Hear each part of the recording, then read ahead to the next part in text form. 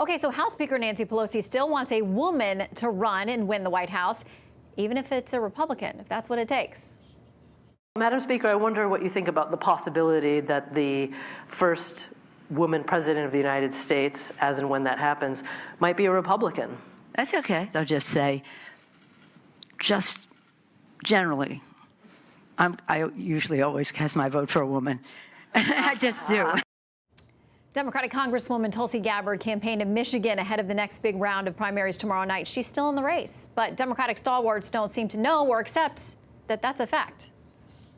All those little girls who are going to have to wait 4 more years. Look at what's happened. There are no women currently in this race. Personally, I'd love to have a woman on the ticket, finally, again. Tulsi's my scheduler. Are you running, Tulsi Gabbard. And speaking of Tulsi Gabbard, Democratic Congresswoman from Hawaii and current 2020 candidate, joins us live. Good to have you with us. Great to be here, Shanna. Okay, so interesting. The New York Post has this headline: Tulsi Gabbard, last female in Democratic race, booted from the next debate because you won't be part of that on Sunday. Their line was, maybe it's the Democratic Party that's the misogynist one. Do you assign those kind of motives? Because we've heard that with respect to Senator Warren.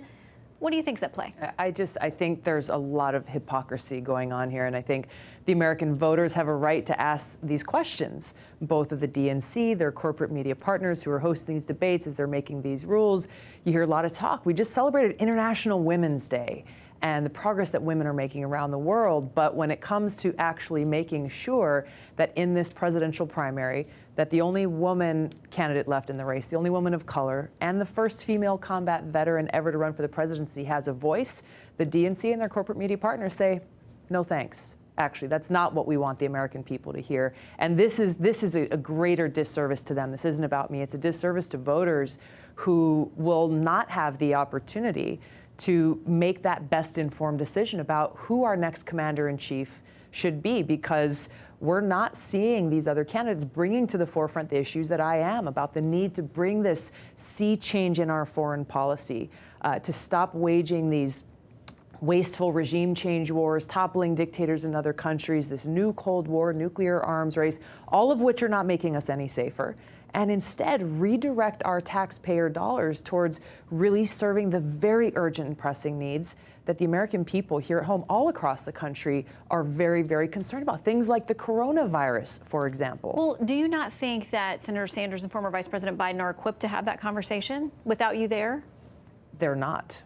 They're just not. These issues are not being brought to the forefront. My candidacy, this is the reason why I ran for president, making this issue central in my campaign, making this issue that really bringing the point that the most important responsibility that the president has is to serve as commander-in-chief of our armed forces, to ensure the safety, security, and freedom of the American people. And I can tell you as a soldier, just at a deeply personal level, I know how important that job is and the cost and the consequences of the decisions that are made.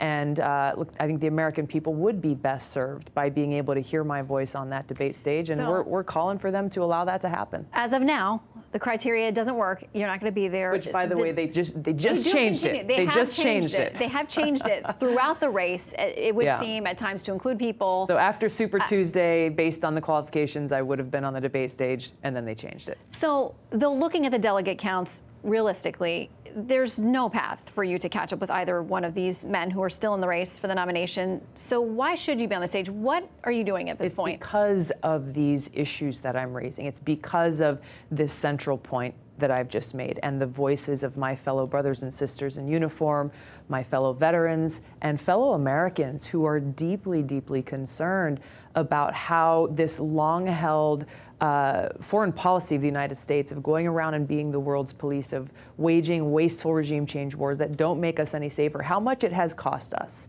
in American lives and in American taxpayer dollars. And that's what this president campaigned on, too, saying no more of this. We're not going to throw good money and good lives after, the losses that we've had. And he's right now, Afghanistan. I mean, we have this deal with the Taliban that a lot of people are very skeptical of, but it is bringing our soldiers home. He campaigned on that. I mean, he's been making that case. He campaigned on that, and there were a lot of people who voted for him just because of this issue, because of their concern, because they said we need to end these stupid wars. But the reality is that just in this year alone, we've seen thousands and thousands more of our troops deployed across the Middle East. I agree, the progress being made in Afghanistan is positive. It's good. It's something that should have happened in previous administrations. You look, these war has been going on for the last 3 administrations.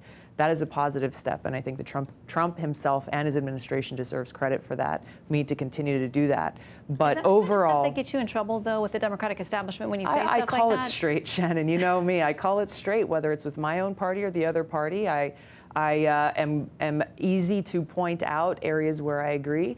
There are areas where I completely disagree. I think there are huge issues in Trump's foreign policy that he has executed as president that are directly opposite to what he campaigned on as candidate Trump. I'm bringing the experience of both serving as a soldier myself for nearly 17 years now, deploying twice the Middle East, combined with, this is my 8th year in Congress, where I've been very focused on national security and foreign policy, on the Foreign Affairs, Armed Services Committee, Homeland Security Committee, bringing the combination of these experiences to raise this issue, the sea change we need to make, and the kind of leadership that I would bring as Commander-in-Chief. Well, as of now, we won't see you in the debate on Sunday. If that changes, it'll be very interesting. Yes. In the meantime, we'll see you out there on the trail as long as you stay in. Congresswoman, thank you for coming in. Great to see you. Good to see you, too.